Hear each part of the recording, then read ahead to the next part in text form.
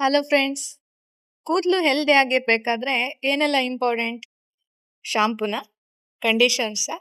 ಆದರೆ ನಾವು ಯಾವಾಗಲೂ ಶಾಂಪೂ, ಕಂಡೀಷ್ನರ್ ಇದನ್ನೇ ಕಂಪ್ಲೇಂಟ್ ಮಾಡ್ತಾ ಇರ್ತೀವಿ, ಹೌದಾ? ಶಾಂಪೂ ಸರಿ ಇಲ್ಲ, ಕಂಡೀಷನರ್ ಸರಿ ಇಲ್ಲ ಅಂತ. ಆದರೆ ನಮ್ಮ ಒಂದು ಹೆಲ್ದಿಯಾಗಿ ಮತ್ತು ಶೈನಿಯಾಗಿ ನಮ್ಮ ಕೂದಲು ಇರಬೇಕು ಅಂತ ಹೇಳಿದರೆ ಅದಕ್ಕೆ ಪೋಷಕಾಂಶನೂ ತುಂಬ ಇಂಪಾರ್ಟೆಂಟ್. ಹಾಗೆ ಅದಕ್ಕೆ ಪೋಷಣೆಯೂ ತುಂಬ ಇಂಪಾರ್ಟೆಂಟ್ ಅಂತ ಹೇಳ್ಬೋದಾ ನೀವು?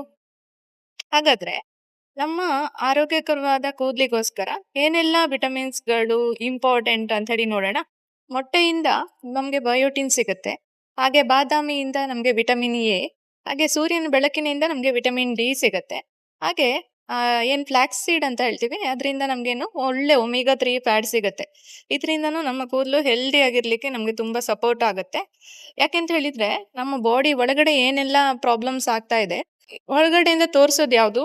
ಇಂಪಾರ್ಟೆಂಟ್ ಆಗಿ ಕೂದಲೇ. ಕೂದಲಿನ ಮುಖಾಂತರನೇ ನಮ್ಮ ಬಾಡಿ ಒಳಗಡೆ ಏನೆಲ್ಲ ಆಗ್ತಿದೆ ಅಂತ ಹೇಳಿ ಇಂಡಿಕೇಟ್ ಮಾಡುತ್ತೆ ನಮ್ಮ ಹೇರ್. ಅದಕ್ಕೋಸ್ಕರ ನಮ್ಮ ಕೂದಲಿನ ಆರೋಗ್ಯವನ್ನ ಕಾಪಾಡೋದು ತುಂಬಾ ಇಂಪಾರ್ಟೆಂಟ್ ಇದೆ.